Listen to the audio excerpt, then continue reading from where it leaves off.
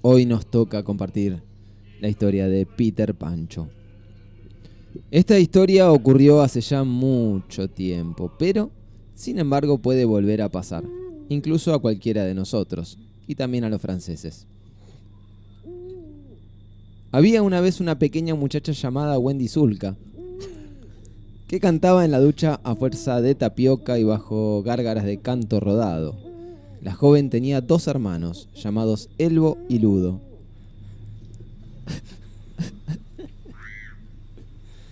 Cada noche su hermana mayor les contaba la historia de un joven aventurero niño que vivía en el país de nunca jamás y que se prometió a sí mismo no comer nunca más algodón. Su nombre era Peter Pancho. Los 2 hermanos, como todos los niños del mundo, adoraban los cuentos y escuchaban atentamente e imaginaban las increíbles aventuras que Wendy Zulka le contaba sobre Peter, con entonaciones musicales escapadas del mismísimo infierno de Disney. Sus historias estaban tan bien narradas que incluso el mismo Peter Pancho se sentaba en la punta de la gárgola perezosa para sentirla de cerca. Una noche, mientras dormían, la pequeña Wendy Zulka se sobresaltó al ver una luz brillante junto a la ventana. Se levantó de la cama y caminó lentamente hacia la abertura, y en ella se encontraba ni más ni menos que Peter Pancho, junto a su inseparable Campanita, quien era una suerte de acompañante en su recuperación de la adicción a la mamada de ubre de cristal. Elbo y Ludo se despertaron al oír a su hermana gritar ante la aparición de una serpiente desesperada que solo quería darle un abrazo a la joven detonadora de tímpanos. ¡Ey! ¡Está también Peter Pancho! ¡Denle bola!, exclamó el hada, aunque nadie la escuchó porque paradójicamente era muda. En ese momento Peter invitó a Wendy y a sus hermanos a nunca jamás, pero los niños no sabían volar. Pero Peter les explicó cómo podían hacerlo.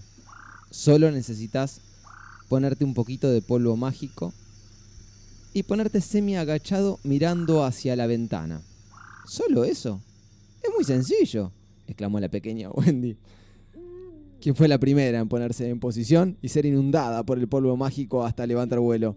Sus hermanos, que eran bastante depravados, se peleaban por ser el siguiente, a lo que Peter exclamó: los hermanos sean unidos, porque si entre ellos se pelean, toman el polvo de cualquiera. Y los puso a volar. Siguiendo a Peter Pancho, los 3 pequeños salieron volando de su habitación, dirigiéndose al país de nunca jamás. Una isla maravillosa y mágica en un mar desconocido, muy cerca de la isla de los putos plátanos, otrora escenario de la inspiración de Julio Verne en sus 20.000 lenguas de viaje submarino. Al llegar, los pequeños se encontraban totalmente perdidos y desorientados y no entendían por qué todo era monocromático. Los árboles negros con frutos blancos. Las naves espaciales blancas con astronautas negros.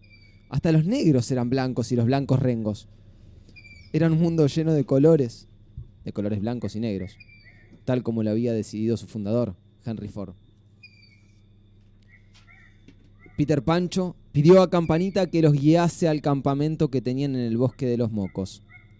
Campanita se encontraba celosa de la pequeña Wendy, ya que ésta tenía un tamaño bucal que le permitía comerse lo que Campanita nunca pudo comer: el pancho de Peter. Usando gomeras de cera enojada, los niños desencontrados empezaron a tirar amatistas untadas en dulce de molleja estacionada a Wendy Zulka por órdenes de Campanita, golpeando y derribando a la joven. Sin embargo, antes de caer al suelo, Peter Pancho voló hacia ella, la enhebró y consiguió salvarla del cruel ataque. A continuación, Peter Pancho llevó a Wendy y a sus hermanos Elbo y Ludo a su casa subterránea, un gran árbol con un hueco, donde en sus raíces se encontraba una puerta secreta que sostenía un cartel. Adentro se encontraba su secreto mejor guardado: la panchería de las salchichas cariñosas. Al día siguiente, Peter vio de lejos el bote del capitán Garcho y su siervo inseparable y leal marinero, el mismísimo Cocodrilo Travesaño. Garcho ansiaba matar a Peter, por lo que siempre estaba dispuesto a todo para conseguirlo. Peter le había convidado de su salchicha a la prometida del capitán y este quedó a la deriva durante muchos años. hasta que conoció al cocodrilo que escapaba del pulpo manco tras engañarlo con un alga. En ese momento Peter Pancho pudo distinguir desde lejos que tenía a la princesa de la mandioca en su poder, con el objetivo de que ésta le revelase el escondite del joven salchicha. Peter, al ver la escena, se enfrentó al capitán Garcho y a fuerza de salchichazos terminó resultando victorioso y salvando a la mandioca. Garcho huyó despavorido y Peter pudo devolver a la mandioca a la aldea de su tribu. Al llegar allí, los indios vieron cómo Peter Pancho traía a la mandioca sana y salva y organizaron una gran fiesta con un sensual baile de Marcelo Bonelli, La Chabona y Pedro el Escamoso. Cabe aclarar que la tribu de los pelos filosos no contaba con un gran presupuesto para su Secretaría de Culto, Cultura y Amarre. A la mañana siguiente, Garcho, al ser derrotado nuevamente contra Peter Pancho, decidió vengarse utilizando los celos de Campanita, la cual traicionó a Peter revelando el escondite secreto del árbol.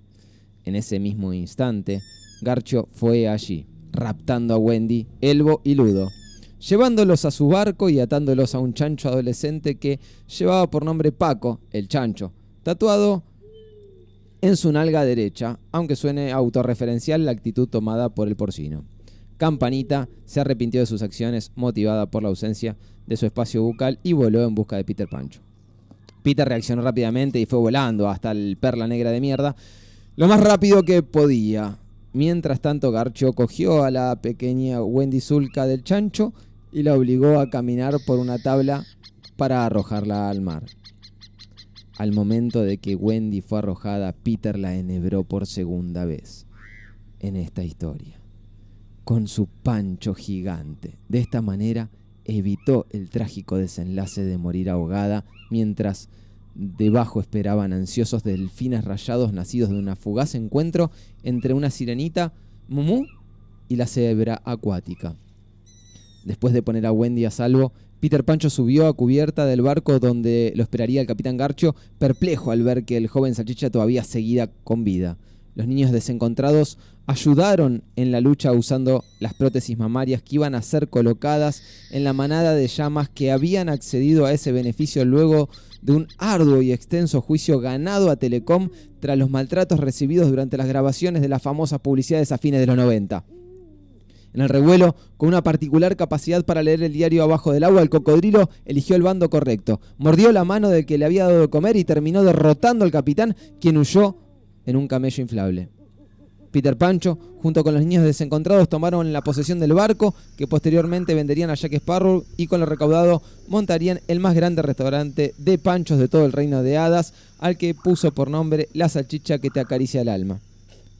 Por su parte, Campanita se enamoró del cocodrilo travesaño, con quien pudo canalizar su ansiedad de hada y llenarse del tan ansiado polvo alegre que esperó toda su vida y su bajada también. En cuanto a Wendy Zulka, no volvió nunca más a su casa, ya que tras conocer la salchicha mimosa, supo que nada sería igual y dijo a los gritos: ¡a comerla! Peter Pancho, por su parte, prohibió la tenencia de llamas como personal doméstico, ya que era abusivo el uso que les daban los niños desencontrados al mamífero artiodáctilo. Por último, Elbo y Ludo tuvieron un accidente mientras perseguían a una estatua. Lamentablemente fueron alcanzados por la tribu de la gotita que pega, pega y nada, nada lo despega, y terminados unidos para siempre, cual siameses australianos.